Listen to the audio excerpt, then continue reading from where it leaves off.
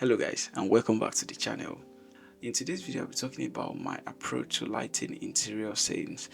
So one of the most challenging things for me to light as a DP or as a filmmaker is interior scenes, and that's because I always want to make it look as natural as possible, but natural lights might not be the best in some cases, especially interior scenes. So I've been putting effort into learning how to light interior scenes, and I've been watching tons of video and making research about that. And so I've done over the past 3 or 4 months now, I've been working with some of my friends to just make a couple of short videos about practicing these lighting techniques. And I've done a couple of shots, and one of those shots I did was a short film that I have on my channel. In case you've not seen it, it's all about knife crime, and it's titled "Say No to Knife Crime." So the video is on my channel. If you want to give that a watch, please do so, and let me know what you think about the video. I made that video and some other short videos just to practice how to light interior scene.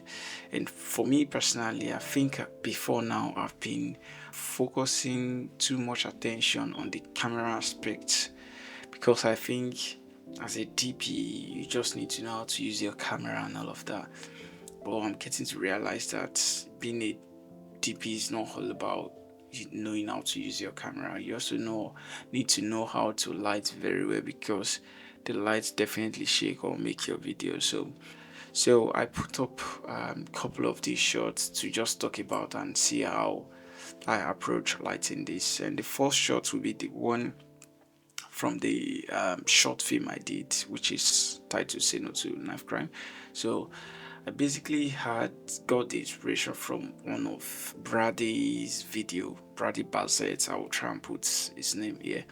So I saw one of his video, and he did a night interior scene like that in the kitchen, and he used I think the AMARAN F22C. So I've got the Godox Knowled F200Bi, and I picked that over the AMARAN F22C because of two major reasons. One is the price, because this is cheaper than the AMARAN version, and the other thing is the build quality of this light.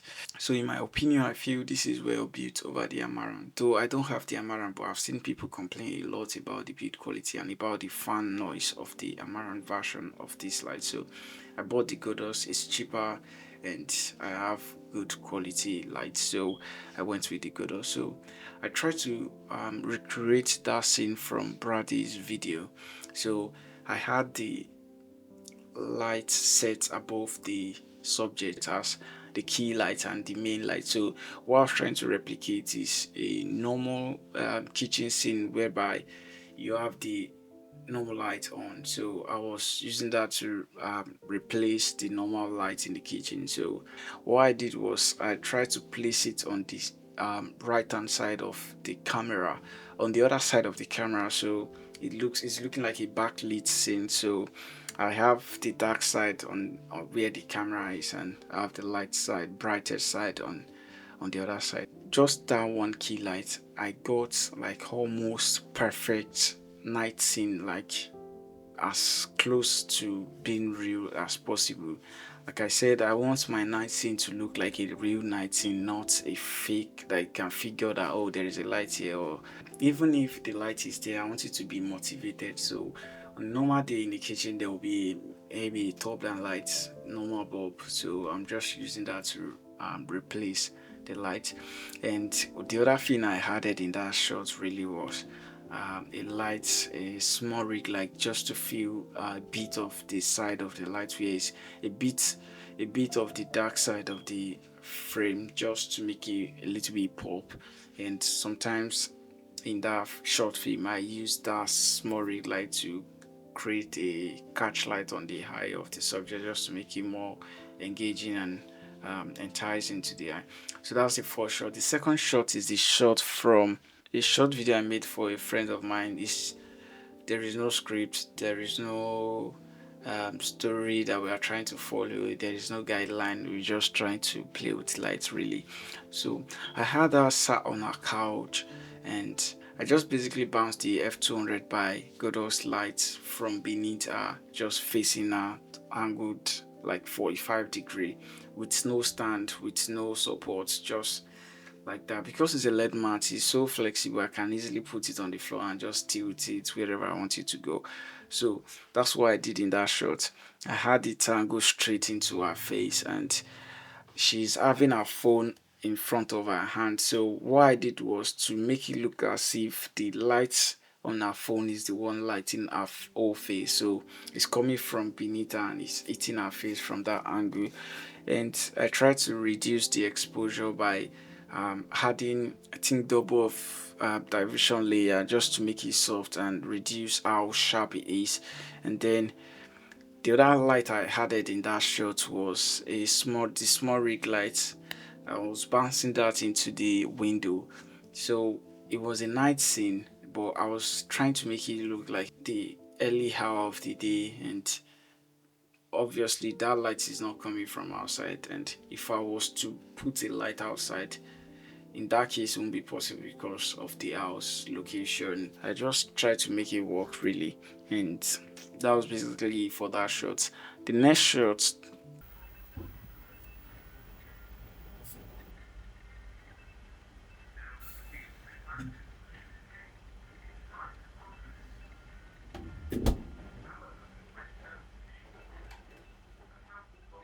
this shot was done just recently with my wife.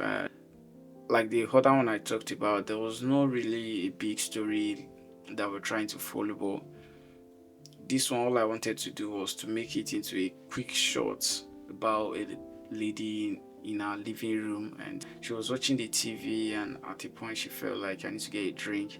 She went down straight into the kitchen, opened the fridge, and she got her drink, came back to the kitchen and continued watching her TV. So that was the quick storyline of that.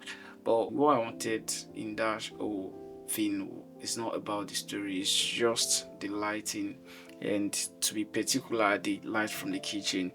So the kitchen I used is my kitchen and it's so small, and I only had the space of bringing in that F200 Bi from Godox. So I had it bounce above again the same way I used it in the first show I talked about.